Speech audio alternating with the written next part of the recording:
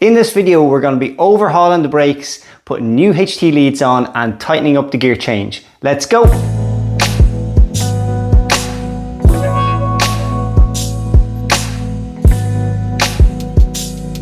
I'm going to do some general maintenance. Basically, I have new brake pads for the front and rear, new pistons and a full seal rebuild kit for the front and rear, HT leads and some bushings for the shifter just to tighten that up a bit. Well, I've got the old piston out. As you can see, seen better days. It's worse on some sides than the other, but I saw a lot worse when I was doing my MX5 ones a long time ago. Anyway, this is the new piston going in and new seal. Slightly different design. It's a thicker wall, but the outer diameter is the same, so it won't make any difference. But when I took out the piston, I was surprised that it looks almost new in here. There is no pitting whatsoever. Very happy about that. So I just need to take out this seal here and put in this one, and then piston, and then the boot. All the old pads and seals are out all around. New brake pads and seals up here, the front, and new brake pads at the back. I do have a seal kit for the rear also. I'm going to see how it is before I go and take on that job. The one item I'm waiting on is some crush washers for the banjo bolts on the front. So once that's done, I'll get it back on the road and see if it brakes any better than it did before. Well, I've bled all the brakes now, so it's good to go to put the wheels back on. But before I do that, there is one job I want to do while it's raised up higher and easy access for the engine bay, which is these HT leads.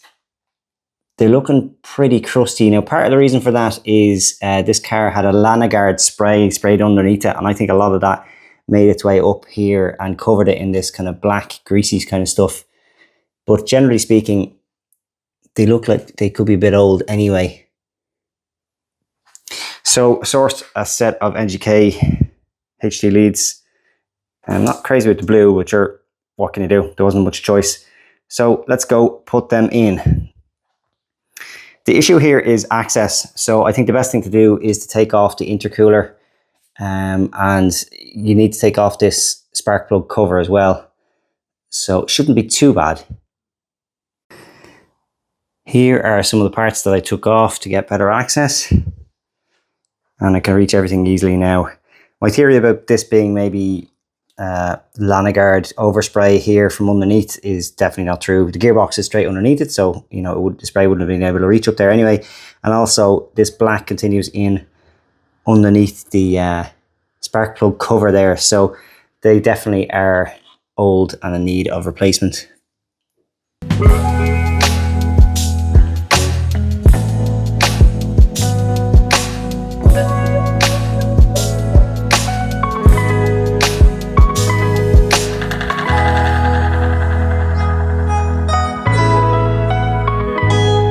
Well, she's back on the ground with her wheels on. The HT leads that came out were in a terrible state. These kind of seal against the cavity that the spark plugs sit down into, and I guess some of them must have got stuck at some point, so they were cut out. These are pretty mangled, so definitely a good job to replace that. Here's what they look like. The blue is actually fine. It's you know, you don't really notice it too much, just hiding away underneath the intercooler there, so that's grand.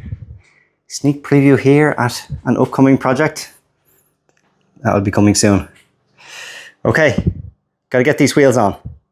Time to take it on a test drive and make sure the brake pedal is firm, and hopefully the brakes are a little bit better than they were before. Test drive done. And are the brakes any better? A little bit.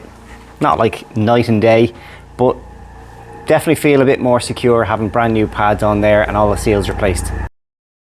So I thought I'd do a quick little mod here to show the interior some love. And that is around the gear knob. It's looking a bit worn after 31 years. I do have this gear knob left over from my Honda Jazz when I previously owned that. It has an extension on here, so this will give me some options. The thread for this may not be right, so this one's an M10. So I do have a converter here to go from M12 to M10 if I need it. Not sure if I'll need it, but with the top, the extension and the converter, all of that should give me quite a lot of adjustment as far as what height I want to have that at. It's just a matter of twisting this off, but it's pretty hard to get off. I use pliers and something to kind of some clothing to stop it kind of eating into the side of this. But I've had it off once already just to investigate, so it should be a little bit easier this time.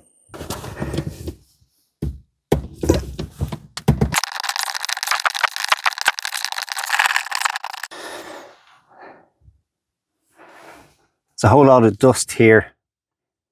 I'm guessing that was either some sort of tread locker or else it could be galvanic corrosion or something, but no, I'd say it's some sort of tread locker. So let's see, what is the... Yeah, looks like I'm going to need the thread adapter.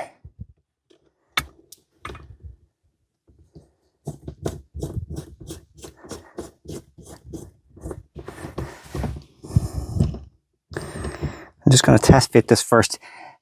I'm going to try and what I've used here is heat shrink on this type of job before to hide the kind of bare metal. But I'm just going to test fit everything on.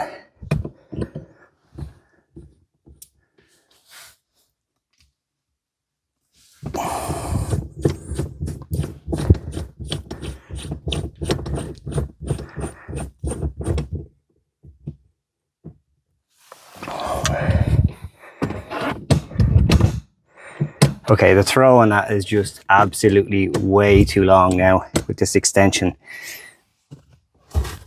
I think with the length of this knob and the extension, this will end up being roughly where the stock one is, maybe a tiny bit taller, but I'm going to take off this extension. Out with the old and in with the new. Turned out pretty well. I like it. If you want to support this channel or you just like Suzuki Altos, why not buy yourself a t-shirt, hoodie or hat? You can find them now at jazdashop.com. Thanks. The final job for this video will be to replace these bushings in the shifter linkage. The last time I tried to change shifter bushings on a car was my Daihatsu Mira Avanzato, which is a similar kind of four-wheel drive turbocharged K car. And it didn't really do a whole lot to improve the shifter linkage. So here's what we're dealing with here. This in neutral at the moment, there's a lot of play forward and back and not a whole lot of play side to side. Again, when I put it in gear, and when I put it in gear, again, play forward and back, not so much side to side. There's every chance that this is not the bushings down in here and it's actually the bushings that are on the end of the shifter cables itself that run to the gearbox. But it's a cheap and easy way to test it out, so might as well try this first. So I've got the shroud removed now. Just having a look at the shifter cables. As I move this, you can see this moving quite a lot, which leads me to think that some of the bushings on the far end of that might be worn out. However, there is actually a good bit of play in this before that starts moving at all. So hopefully I can take out a little bit of play by replacing these bushings. Okay, good news and bad. Good news is I've found where the main issue is, which is in this lower linkage here. And as you can see, the remnants of the bushing is completely disintegrated there. That is why this clicking noise is happening. Hold on, I'll try to get a better view. So the bushing is completely gone from inside there.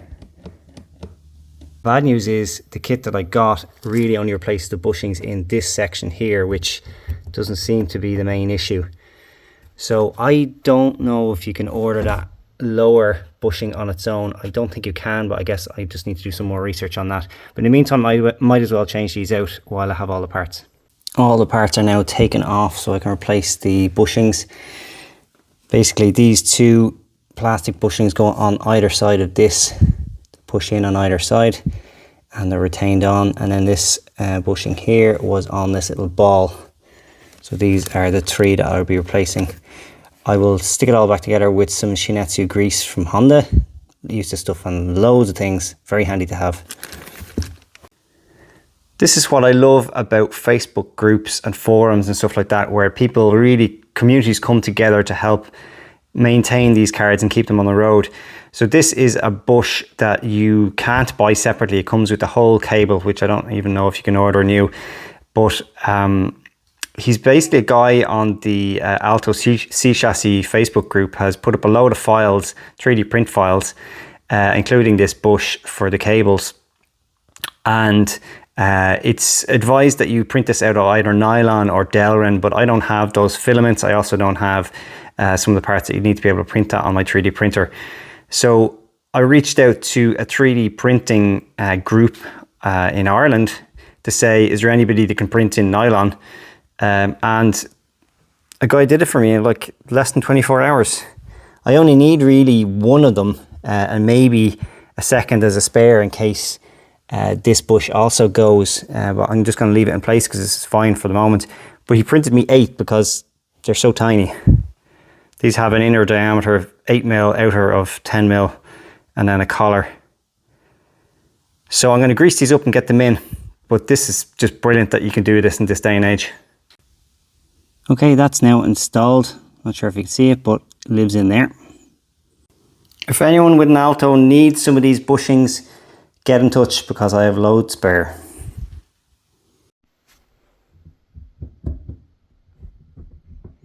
Still a lot more forward and back play, but definitely improved.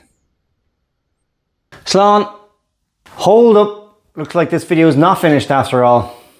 I was doing some research about the cables and the slop on this end of the cable, and I found another file. The same guy has designed a file for this end of the cable to take some of the slop out, and this is what I discovered when I looked closely at the end of this cable on the gearbox side when I move the gear stick forward and back. And here is the next set of parts I will be putting in, these nylon 3D printed bushings. They come in 2 parts. And again, I only really need 2 sets of these, and I have 2 sets spare. So if anyone's looking for these, do get in touch. I think what I'm going to do is just fit one of these at the moment, just to cover that main issue that I have and see how much better it is. Rather than struggle my way in here and scrape up my hands trying to do this, it's just located here. I am going to take out the battery and battery box just to give myself a lot more room.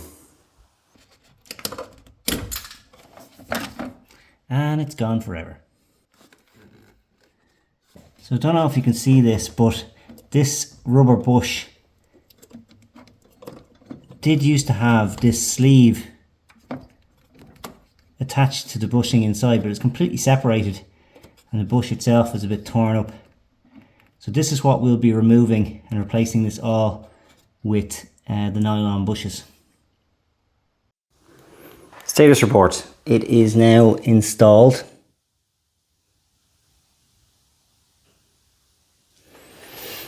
Some learnings. So this is the stock bush here and the metal washer that holds it in place. I thought that the way these 3D printed parts worked is that you sandwich the 2 of these together, but you don't actually. There's basically 2 options. The file has this one here with the collar in it, and it also has a plain one. You can either use this plain one here and use the stock washer on top like that, or you can replace both of these with a 2-piece one. So these are the same part, just printed twice, and there's no washer needed. Then you just put the clip in. There is one thing that I figured out when I was doing this, which is that hole in the middle is marginally too small. Now, either that's the printer itself, you know, maybe the nylon expanding a bit, or maybe the file needs to be made a little bit wider, but that hole in the center needs to be 8mm. It's about 7.5 or just over that, but it wouldn't fit on, so I had to drill it out. So after all that, let's see, is it improved?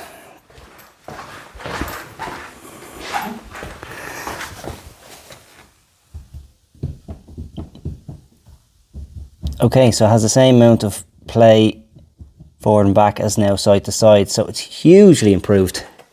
That is a big win. I have to say a huge thanks to the guy who printed these parts for me.